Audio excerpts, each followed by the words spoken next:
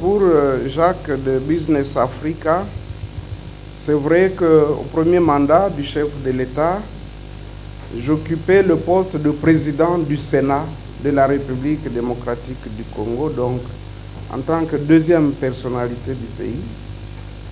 Et maintenant, nous sommes au second mandat. Je me considère toujours comme un ouvrier du peuple, un serviteur du pays et de la nation. Donc prêt à servir partout où je peux apporter ma pierre à l'édifice.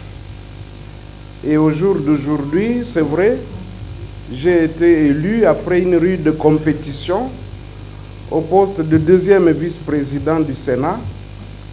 Mais justement, là, sur cette parcelle de pouvoir, en tant que deuxième vice-président, chargé du contrôle parlementaire, chargé des questions liées à mes collègues sénateurs, chargé des relations avec la Cour des comptes et le Conseil économique et social, je suis sûr et certain que j'apporterai toujours ma pierre à l'édifice.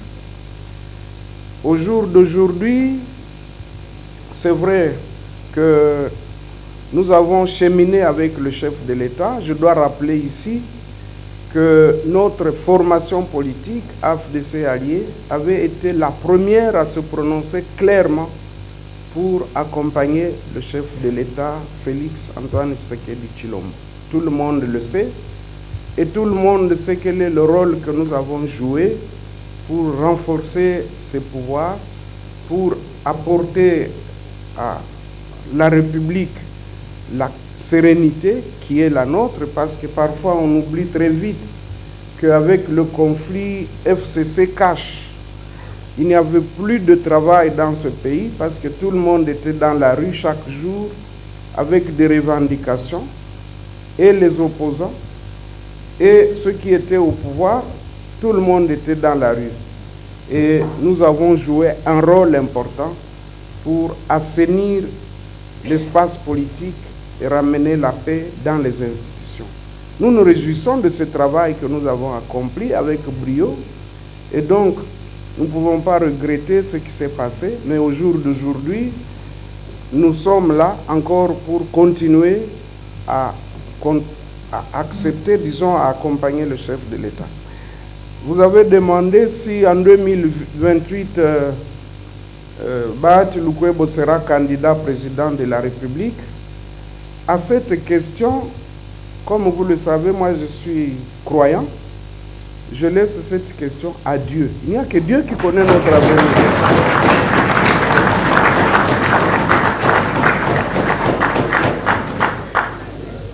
Nous ne savons pas ce qui nous attend déjà demain. Nous sommes lundi aujourd'hui, nous ne savons pas ce qui nous attend demain mardi. Comment voulez-vous que je sache ce qui nous attend dans 4 ans et quelques mois?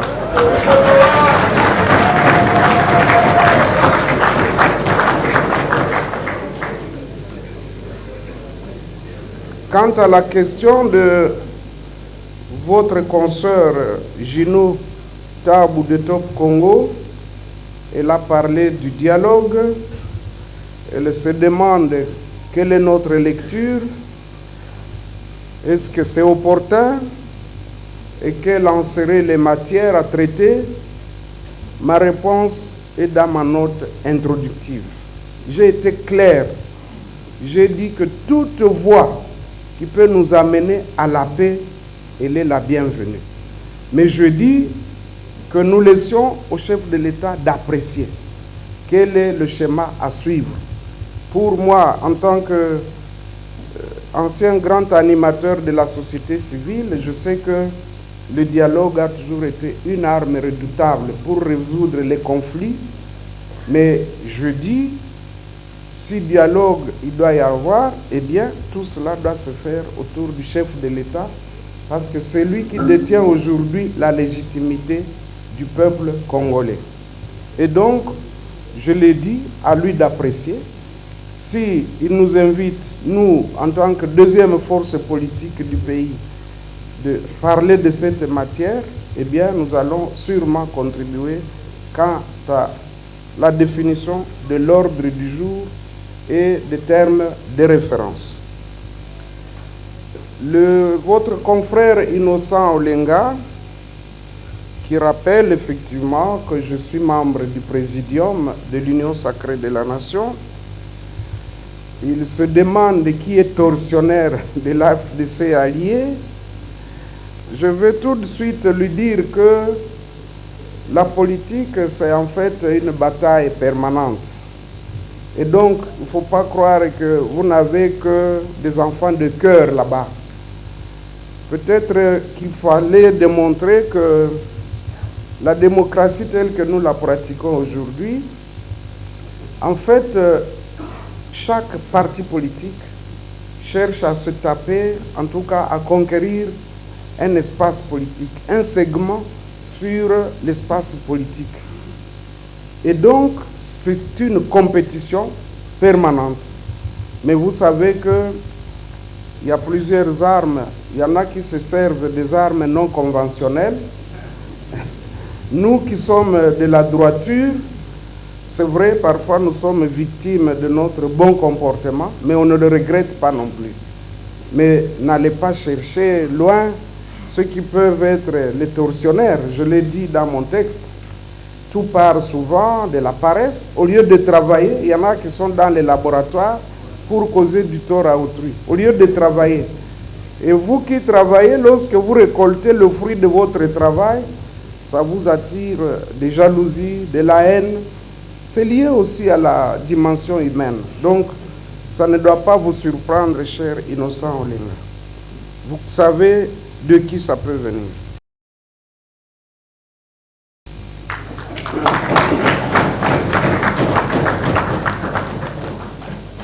La salle de conférence de la Cinco, c'est vrai, c'est une salle mythique.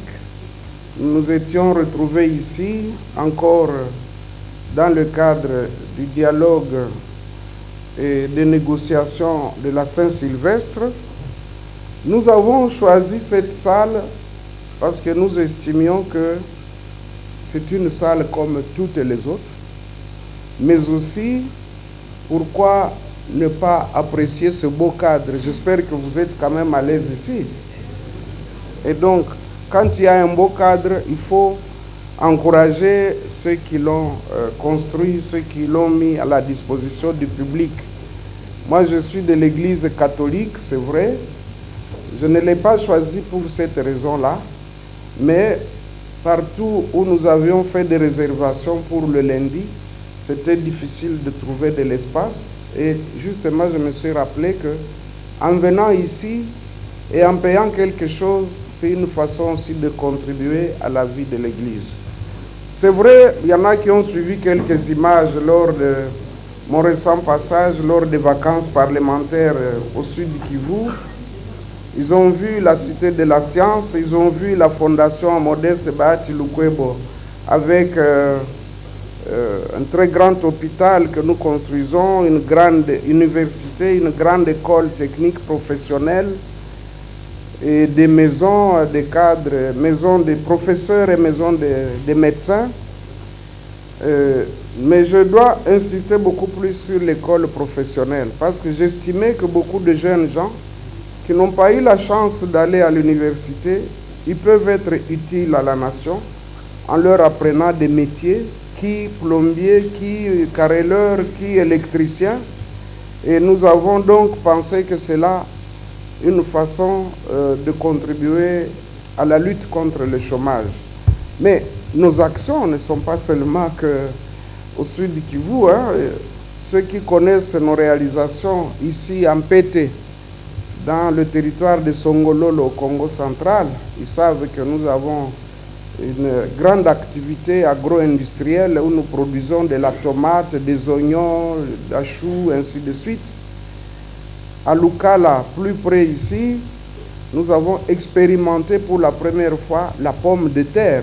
Et ça donne très bien, parce que beaucoup de gens croyaient que la pomme de terre ne pouvait venir que de l'est du pays, du Kivu, ou par occasion un peu vers Mbazangungu, parce que c'est sur la montagne.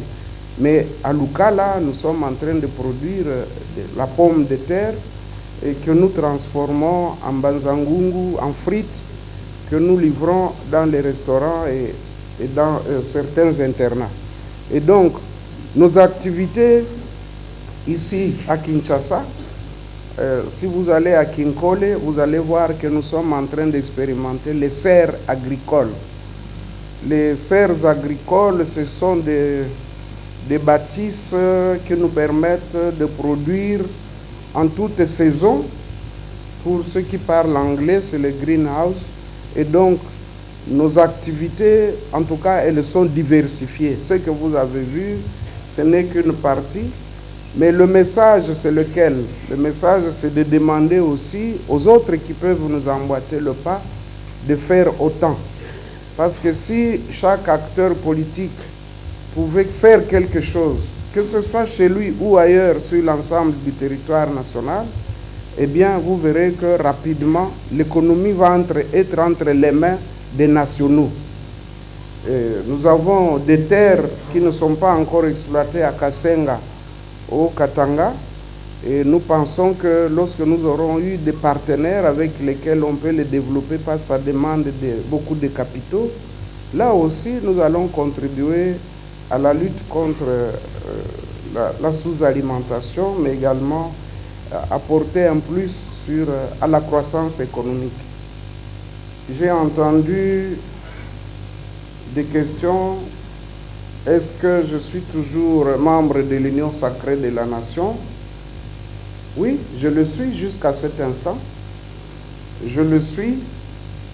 Et comme vous le savez, c'est le Congrès qui va déterminer notre marche à suivre. Tel que vous nous voyez là, c'est vrai, je suis une personne physique, mais en même temps, personne morale. Et donc, je ne décide pas seul. Vous posez la question quand, je l'ai dit dans ma note d'introduction, que nous allons mettre sur pied une commission préparatoire et à l'issue de ce congrès, vous saurez quelle est notre position à ce sujet. Vous avez parlé de remaniement. Le remaniement,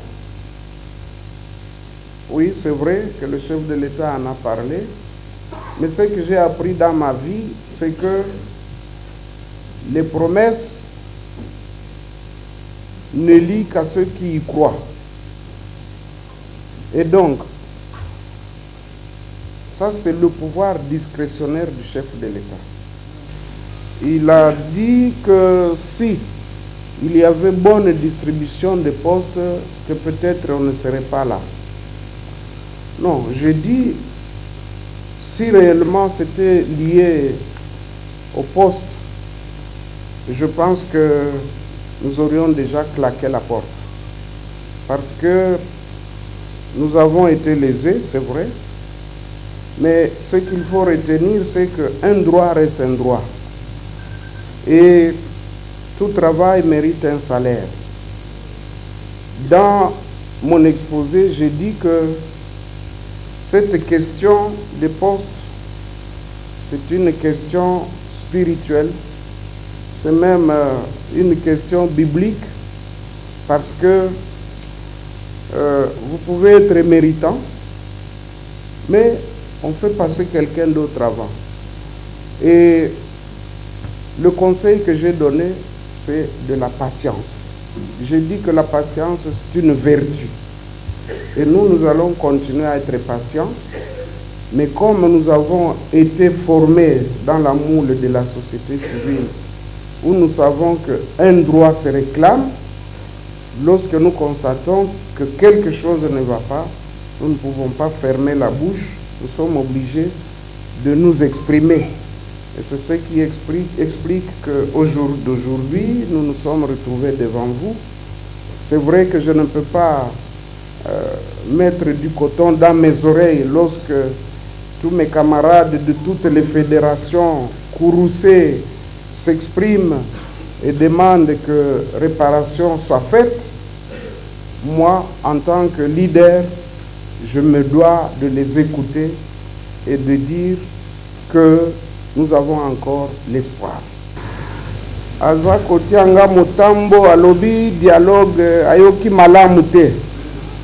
Pourtant nalobaki polele ete pona biso na AFDC allié nzela nyonso oyo ekoki komema biso na kimia na kati ya mboka na biso toko soutenir yango nzela nyonso kasi tolobi ete soki masolo mazali esengeli mokonzi ya mboka po ye mutu azwa manda ya peuple ye mutu aza na légitimité yende akoki ko apprécier soki masolo mana mazana tina pe soki makoki kosalema lolenge kani pe na tango nini na yango biso tolobi ete biso toza sima mokonzi ya mboka oyo akoyebisa biso tosala tokokutana pe tokosolola nango kasi na maemanso tosala ezala na conférence nationale souveraine ezala na ba marche des chrétiens ezala na ba activité belé tosala pona koluka kimia ezala na mboka pona démocratie pe pona bonne gouvernance biso nzela wana tozolandelango mokolo na mokolo. C'est vrai olobi ete pe oza na raison que situation ya mboka eza malamu te banzela ezali te pasi pona kolia pasi pona kolala makambo ya bakuluna. Bon olobi est-ce que naza fier na bilan wana, mais il est évident que nakoki kozala fier nango te, faut tozala sincère na yango oyokaki mokonzi ya mboka alobaki ete azwi biteni motoba oyo ko permettre makambo mabongwana.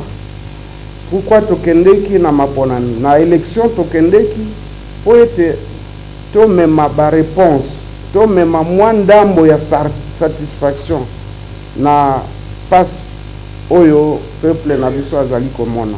Donc ezan des processus na yango omonaki gouvernement ya sika epesaki programme nango na Assemblée nationale et lobi ete pendant les 5 années ekokoba misala oyo bandaka mais ekosala tout kimia ezonga banzela ebongisama ainsi de suite.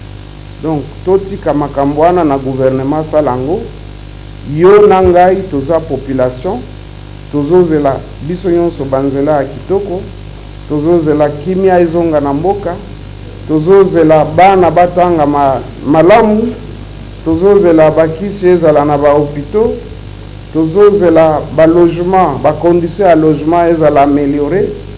Donc pour na répondre yo oyoki malamu réponse nanga. Merci ndeko Jules Boulembi.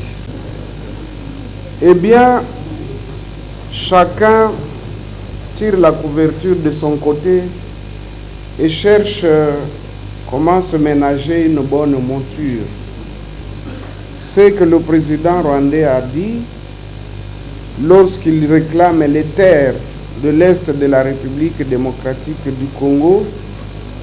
Je le renvoie à la charte de l'Union africaine et au respect des frontières héritées de la colonisation. Donc cette question pour nous, les Congolais, elle est indiscutable et ne peut même pas être mise sur la table. Donc les frontières doivent être sauvegardées et gardées telles que héritées de la colonisation. Le reste, je pense qu'il faut rechercher les causes ailleurs. Parce qu'il y a ce qu'on appelle la diversion. Vous faites semblant de vous attaquer à un point alors que vous voulez atteindre un autre. C'est ce qu'on appelle la diversion. Pour ce qui est des espaces économiques, nous en avons eu, nous en avons créé. Rappelez-vous de la CPGL. La CPGL, la communauté économique des pays des Grands Lacs, regroupait la RDC, Zaïre à l'époque, le Rwanda et le Burundi. Et dans cette communauté économique, en tout cas, beaucoup d'échanges s'y passait, mais je ne sais pas pourquoi, malgré tout, il y a eu cette guerre. Rappelez-vous aussi que, aussitôt que le chef de l'État, Félix-Antoine Tshisekedi Tshilombo, est arrivé au pouvoir, il a accordé qu'il y ait une coopération, en tout cas des liens économiques entre le Rwanda et la RDC. Vous aviez vu Rwanda Air venir ici, leur compagnie aérienne. Vous avez vu la ministre du portefeuille signer des accords avec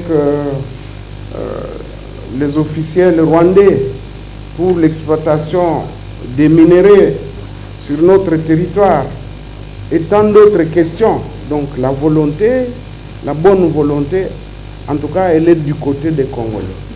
Donc nous avons fait ce qu'on pouvait faire, mais malgré tout, on continue à nous faire la guerre. C'est pour cette raison que nous disons qu'il faut rechercher les causes ailleurs. Et quand votre confrère d'Antenne A dit quelle est ma recette ou notre recette en tant que sage de la République, je le renvoie toujours à ma note introductive en disant que cette question-là, nous la laissons au chef de l'État, qu'il puisse apprécier. Mais notre souhait à nous, c'est qu'il y ait un retour rapide à la paix. Et que quelle que soit la formule qui sera utilisée, et si elle nous amène à la paix, nous allons la soutenir. Donc, de ce côté-là, notre porte n'est pas du tout fermée. Donc, nous ne sommes pas extrémistes, nous, on n'est pas dans la catégorie des gens qui ont le cœur dur. Nous disons que toute voix que le chef de l'État qui détient la légitimité va préconiser, nous allons nous y inscrire. Vous parlez aussi de remaniement. Bon, je pense que le remaniement, je l'ai dit ici, il peut avoir lieu, tout comme il peut ne pas avoir lieu. Donc, moi, je ne peux pas parler de quelque chose que je ne maîtrise pas, mais tout ce que nous faisons, nous, c'est de réclamer nos droits. Donc, nous allons continuer à réclamer nos droits. Il en sera toujours ainsi. Et lorsque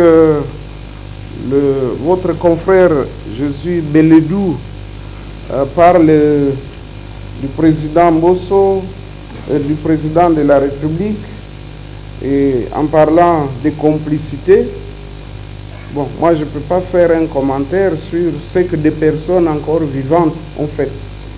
Donc ce que les ont dit, je crois que c'est à ces personnes-là qu'il faut s'adresser. Si le président Mbosso connaît des complices, il est de son devoir de les dénoncer. Parce que nous ne pouvons pas entretenir la guerre qui décime des innocents. Si nous avons des informations, il faut les mettre à la disposition des services de l'État. Au niveau du FCC, c'est vrai, inutile de rappeler qu'en ce moment-là, nous étions la deuxième force politique.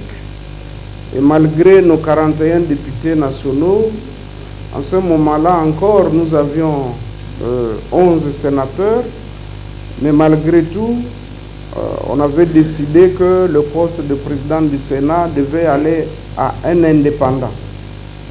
Ce que nous avions regretté, c'était la procédure. C'est-à-dire que le chef de l'État de l'époque, il était libre, il pouvait dire, voilà, nous choisissons tel et nous nous alignons.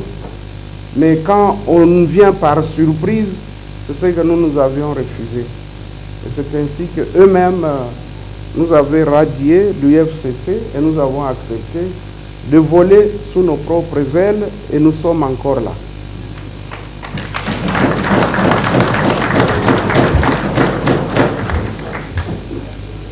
Si nous allons claquer la porte, non, nous disons toujours nos droits, nous devons les réclamer. Et donc, nous allons continuer à réclamer nos droits sous toutes les formes. Quand vous regardez les élus de l'AFDCA, qu'ils soient nationaux ou provinciaux, Ils viennent de tous les coins de la République démocratique du Congo. Ils viennent de toutes les provinces. Cela veut dire que si nous, là, nous donnons un mot d'ordre, soyez sûrs qu'il sera entendu sur l'ensemble du territoire national.